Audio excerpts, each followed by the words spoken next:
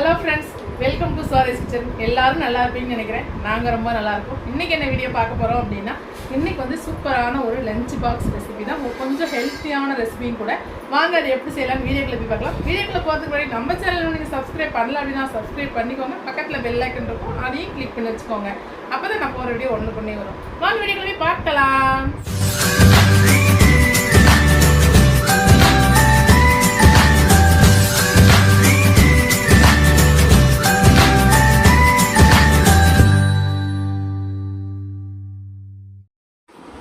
இப்போ சூப்பரான பாரம்பரியமான ஒரு ரெசிபி செய்ய போகிறோம். என்ன அப்படின்னா, அவரைக்கொட்டை பிரியாணி தான் செய்ய போகிறோம். என்னென்னா, அதுக்கு வந்து அவரைக்கொட்டை, பச்சை அவரைக்கொட்டை, பச்சை மொச்சன்னு சொல்லுவாங்க, அவரைக்கொட்டைன்னு சொல்லுவாங்க. ஒவ்வொரு இடத்துல ஒரு மாதிரி சொல்லுவாங்க. ஒரு கப் அளவுக்கு எடுத்துக்கலாம். நான் வந்து 3 டம்ளர் அரிசிக்கு ஒரு 2 டம்ளர் அந்த அளவுக்கு நான் வந்து அவரைக்கொட்டை எடுத்திருக்கேன். நம்ம வந்து இப்போ தாளிக்கிறதுக்கு நெய் ஊற்றி அடுப்பில் குக்கர் வச்சு, குக்கரில் தான் நம்ம செய்ய போகிறோம். தாளிக்கிறதுக்கு எவ்வளோ தேவையோ அந்த அளவுக்கு நெய். நான் வந்து நெய் அதிகமாக யூஸ் பண்ணுவேங்க. உங்களுக்கு ஆயில் பாதி நெய் பாதி யூஸ் பண்ணுறதுனா நீங்கள் பண்ணிக்கலாம், இல்லை ஆயில் மட்டும் கூட போட்டு பண்ணிக்கலாம்.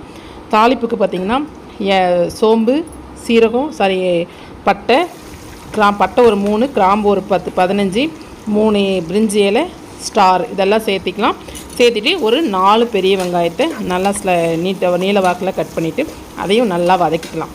நல்லா வந்து பார்த்திங்கன்னா ஓரளவுக்கு நல்லா வதங்கணும். நல்லா கண்ணாடி பதம் நல்லா வதங்கினதுக்கப்புறம் பார்த்திங்கன்னா 3 தக்காளி சேர்த்து நல்லா வதக்கிக்கணுங்க. தக்காளி வந்து நான் வந்து கொஞ்சம் ஜூஸியாகணுன்றதுக்காக ஒரு தக்காளியை 4ஆக தான் கட் பண்ணுவேன்.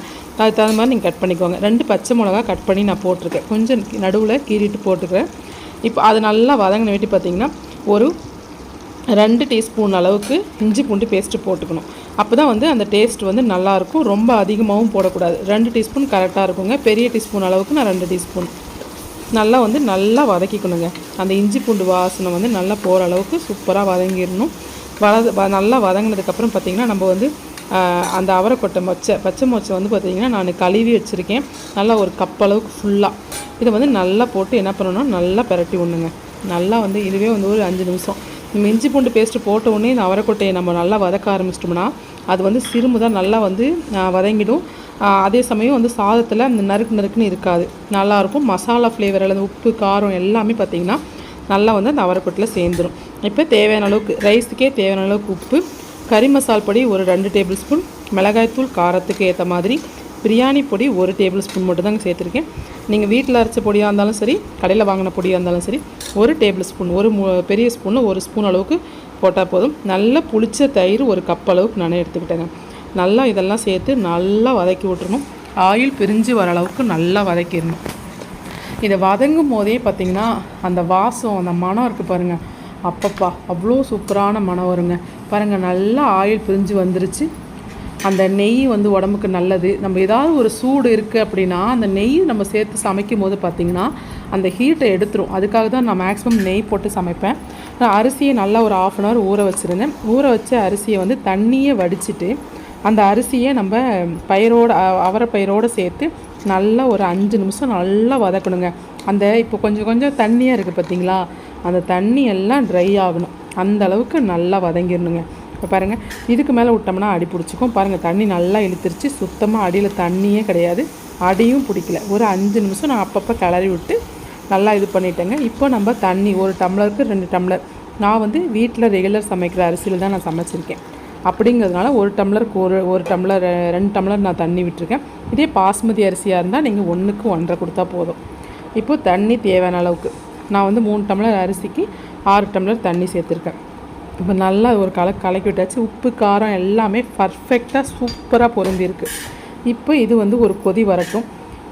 நீங்கள் வந்து அவசரமாக செய்கிறீங்க அப்படின்னா நம்ம அரிசியை ஏற்கனவே வறுத்துருக்கோம் இல்லையா, நல்லா வந்து வதக்கி விட்ருக்கோம். அதனால் அப்படியே கூட மூடி வச்சிடலாம், ஒன்றும் பெரிய பிரச்சனை கிடையாதுங்க. நல்லா தான் வரும். என்னோடய குக்கர் வந்து பார்த்திங்கன்னா ஒரே சவுண்டு தான். நான் என்ன சாப்பாடு செஞ்சாலுமே ஒரே சவுண்டு தான். அவங்கவுங்க குக்கரில் அவங்கவுங்களது ஒவ்வொரு மாதிரி இருக்கும். அதுக்கு தகுந்த மாதிரி நீங்கள் விசில் போட்டுக்கோங்க.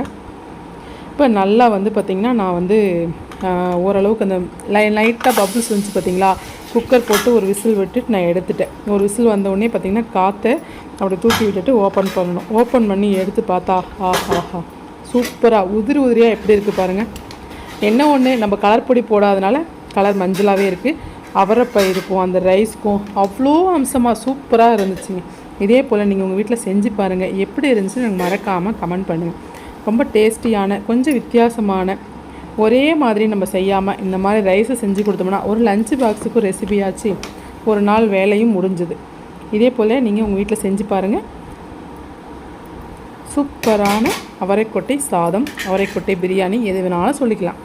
இதோட வீடியோ முடிச்சுக்கலாம். என்ன ஃப்ரெண்ட்ஸ், வீடியோ பார்த்தீங்களா? பிடிச்சிருக்குன்னு நினைக்கிறேன். பிடிச்சிருந்தா லைக் பண்ணுங்கள், ஷேர் பண்ணுங்கள், கமெண்ட் பண்ணுங்கள். அடுத்த இன்ட்ரெஸ்ட் வீடியோ சந்திக்கலாம். Thank you, bye bye.